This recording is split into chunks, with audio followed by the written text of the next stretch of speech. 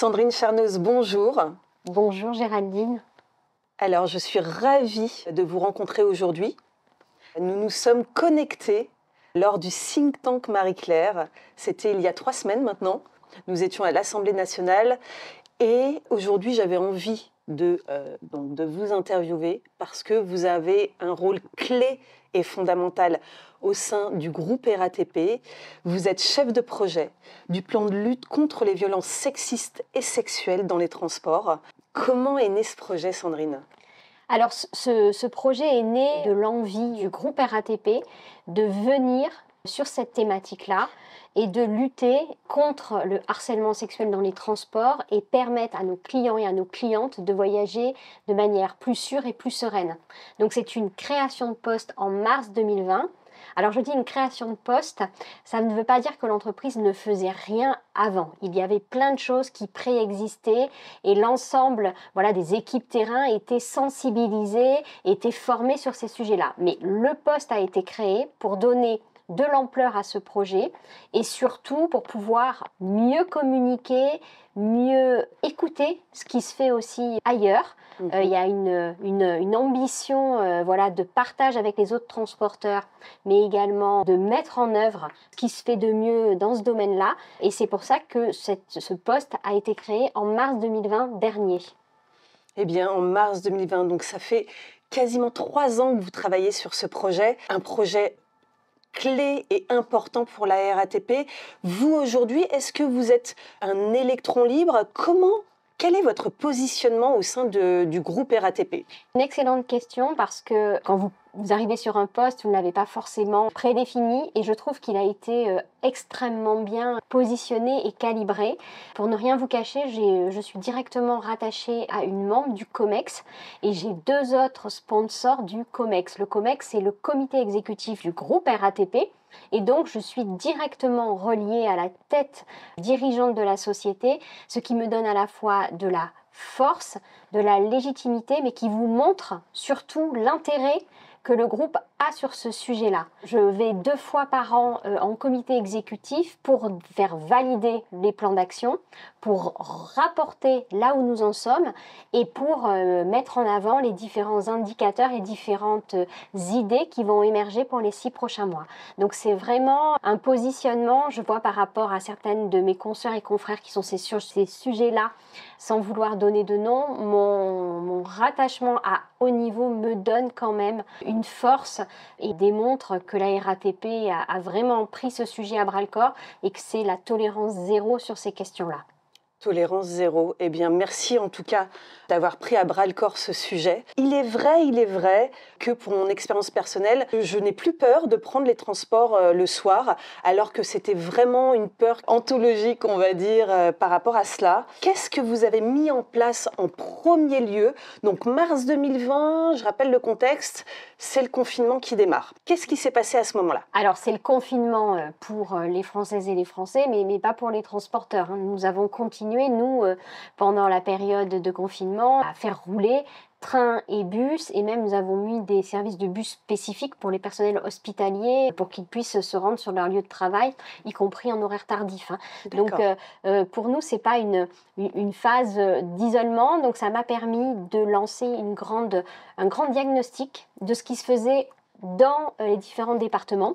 J'ai trouvé de très belles initiatives, comme par exemple un travail du département SEM, ce sont les agents gare et station, donc contact au public, avec le département SUR, c'est ceux qui gèrent la sécurité dans nos transports, et ils avaient travaillé préalablement depuis 6 mois avec la préfecture de police pour aider à l'accompagnement vers le dépôt de plainte de nos victimes dans nos espaces.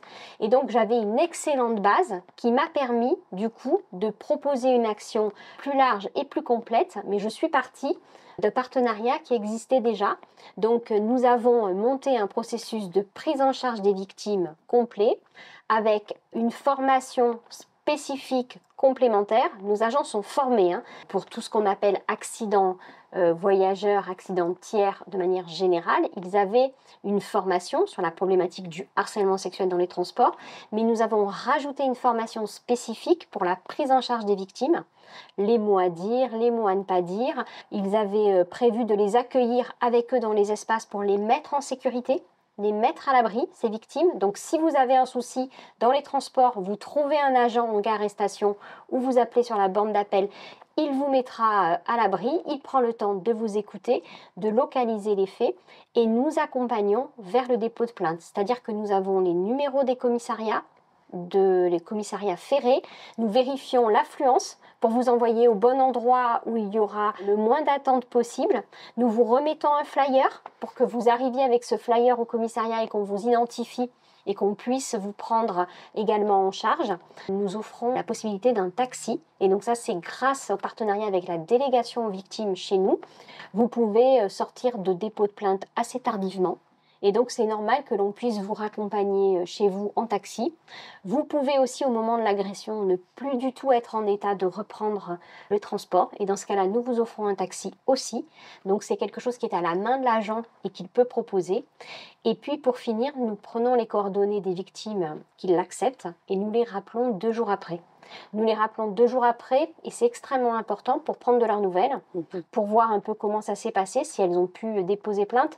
Nous ne sommes pas dans l'injonction du dépôt de plainte. Parfois, des femmes, des victimes ne peuvent pas aller déposer plainte et ne déposeront pas plainte. Mais il faut savoir en France que le dépôt de plainte, c'est le seul outil juridique que nous ayons pour, d'une part, réquisitionner les images, et d'autre part pour arrêter des récidivistes et des réitérants. Donc c'est vraiment extrêmement important pour nous que ce dépôt de plainte se passe au mieux et c'est pour ça que nous avons mis tout ce travail-là pour accompagner les victimes et 2 jours après, nous leur redonnons nos partenaires, les contacts de nos partenaires en soutien psychologique et juridique. Vous pouvez au moment d'une agression repartir en disant c'est pas forcément grave et puis 1 ou 2 jours après, vous vous rendez compte que c'est plus compliqué de refaire ce trajet, de reprendre les transports. Et donc, c'est pour ça que nous rappelons pour prendre des nouvelles et permettre à la personne qui en a besoin de renouer avec les partenaires psychologiques et juridiques que nous lui proposons.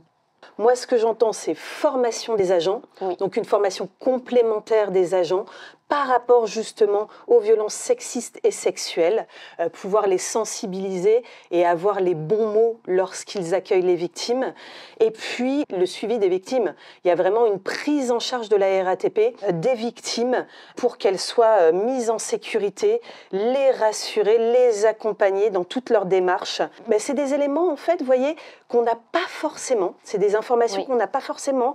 Donc, c'est important de les rappeler, de les dire. Et c'est pour ça aussi que vous avez accepté cette interview pour pouvoir vraiment informer sur tout ce que la RATP et vous-même, Sandrine, avez mis en place par rapport à ce plan et la façon dont vous accompagnez les victimes. Ça, c'est important. En matière de prévention, qu'est-ce qui a été mis en place ? Alors, la première des préventions, Géraldine, c'est la formation de nos agents. Et nous avons vraiment une ambition de formation adaptée, renouvelée, continue sur ces sujets-là. Vous me disiez dire les bons mots, mais pas seulement. Comprendre aussi les réactions d'une victime. Il y a des victimes qui vont se prostrer, d'autres qui vont être extrêmement en colère. Et donc, il faut que nos agents passent ces premiers éléments de réaction pour y voir derrière l'agression. Donc c'est ça aussi qu'on leur montre en vidéo, qu'on leur fait découvrir. On déconstruit aussi les archétypes de la société de manière à ce qu'ils puissent du coup mieux comprendre les victimes et surtout mieux les accompagner en gestes professionnels qui vont avec. Mais nous avons aussi d'autres éléments de prévention parce que c'est extrêmement important de travailler nos espaces. Et donc nous travaillons nos espaces d'une manière assez particulière. Nous menons des marches exploratoires. Donc une marche exploratoire, c'est un groupe de clientes et de clientes, puisque nous acceptons les hommes qui sont volontaires aussi, qui mènent un parcours commenté dans nos espaces à une date précise. Nos agents ont recruté leurs propres clients, leurs propres clientes, leur ont donné rendez-vous généralement la semaine qui suit à 17h, au moment où la nuit tombe, et nous leur montrons dans ce parcours-là tous nos équipements de sécurité, les caméras, les bornes, de manière à ce qu'ils reviennent demain et qu'elles reviennent demain en confiance dans nos espaces, mais nous les écoutons sur leur perception de nos espaces et ce qui génère en elles ou ils un sentiment d'insécurité ou un trouble, voilà. Tout ça est consolidé, nous leur faisons systématiquement une restitution et j'insiste, c'est pas one shot, on vous écoute et puis on en fait ce qu'on veut. La ligne qui propose cette marche est associée et elle dit ce qu'elle va pouvoir changer ou pas à court, moyen, long terme. Et puis moi ensuite, je fais tout un travail de retour d'expérience client, parce que c'est un retour d'expérience client, à nos équipes de conception pour faire évoluer nos espaces avec des propositions à la fois de méthode, parce qu'il y a des choses que l'on découvre, que nous pouvons faire évoluer au quotidien, mais également des aspects sur la conception des espaces que nous proposons. Voilà, donc ces marches exploratoires sont vraiment un double outil, un outil de réassurance de nos clients et nos clientes, mais également un outil d'évolution de nos espaces. Et ça, pour moi, c'est de la prévention extrêmement importante. C'est très intéressant, très intéressant. Et nous avons un autre volet dans la prévention qui concerne les plus jeunes. Voilà, je pense que nous avons une approche très modeste sur ce sujet-là. Nous devons un voyage sûr et serein à nos clientes et nos clientes, mais nous ne sommes pas responsables des mauvais comportements et on est vraiment dans une approche d'amélioration continue. Je suis, moi, par exemple, toutes les réclamations clients, je suis tous les dysfonctionnements. Voilà, on sait très bien que dans ce domaine-là et dans la société dans laquelle on évolue, il y a toujours des marges de progrès. Et donc, vraiment, le sujet, moi, qui me touche et qui fait partie de notre plan d'action depuis l'année dernière, c'est parler aux plus jeunes. Voilà, parler aux plus jeunes sans être anxiogène. Donc par exemple, sur le petit flyer de prévention que nous distribuerons au premier trajet CM2 6e, donc pendant la première semaine de la rentrée scolaire, tous les jeunes qui prennent le métro peuvent rencontrer une équipe où ces flyers sont disponibles par Internet ou au guichet.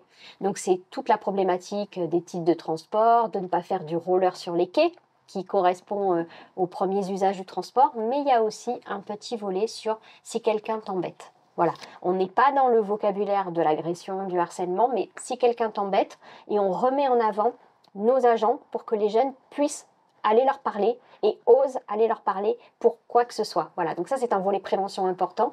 Et pour les plus grands, nous avons fait des vidéos et tout un passage sur notre chaîne TikTok sur les premiers réflexes en cas d'agression et de harcèlement, parce qu'il nous semblait important d'avertir et d'informer ce public. Donc ça aussi, c'est un axe de prévention fort.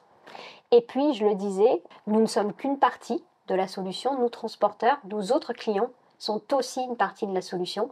Et c'est pour cela que nous déployons, en partenariat avec la Fondation des femmes et l'ONG Olabac, le programme Stand Up, la méthode des 5D, pour permettre à nos clients de se former en ligne, pour agir, réagir quand ils sont témoins sans se mettre en danger. Et c'est extrêmement important que l'ensemble des voyageurs se sentent concernés par ces situations. Pas du tout dans une approche culpabilisatrice. On est persuadé que si les gens n'agissent pas, c'est parce qu'ils ont un doute. Ils se disent si les autres ne bougent pas, c'est que j'ai pas bien vu, ou ils ont peur, ou ils n'ont pas forcément les codes. Et donc cette méthode permet d'aller aider une victime suivant différentes situations et suivant aussi son état d'esprit. Il y a des fois on est plus directif, d'autres fois on est plus en retrait. Donc vraiment ça donne un panel d'outils, ce sont les 5D, qui permettent d'intervenir et d'arrêter une situation que l'on pense être une situation de harcèlement ou d'agression. D'accord, très bien. Ce que je ferai, c'est que de toute façon, dans les ressources de la vidéo, je mettrai les informations par rapport à cette méthode 5D et le lien sur la vidéo, parce que vous avez une vidéo qui explique la méthode 5D. Exactement, et puis surtout qui vous donne la possibilité de vous inscrire. C'est 1 heure de votre temps et vous apprenez comment distraire, comment diriger pour arrêter, comment déléguer en allant chercher des secours, mais également comment documenter. Vous pouvez prendre une photo et filmer la scène. J'insiste, vous ne pouvez pas poster vous-même la scène sur les réseaux sociaux, parce que ça c'est pénalement interdit. Par contre, vous les offrez à la victime. Si la victime ne veut pas aller porter plainte, vous détruisez les photos, c'est son droit. Elle n'a peut-être pas le temps, elle ne se sent peut-être pas au moment de le faire, donc vous respectez, mais vous pouvez lui offrir ça et vous pouvez lui rappeler que déposer plainte, c'est le seul outil que nous ayons. Et puis, il y a aussi la possibilité de dialoguer. Vous n'avez rien pu faire, vous n'avez pas pu, ils étaient trop nombreux, vous n'étiez pas en état. Vous allez voir la victime et vous lui demandez tout simplement de ses nouvelles. Et ça, c'est déjà agir. Eh bien, en tout cas, ce que vous avez développé en 3 ans, c'est important que le grand public le sache.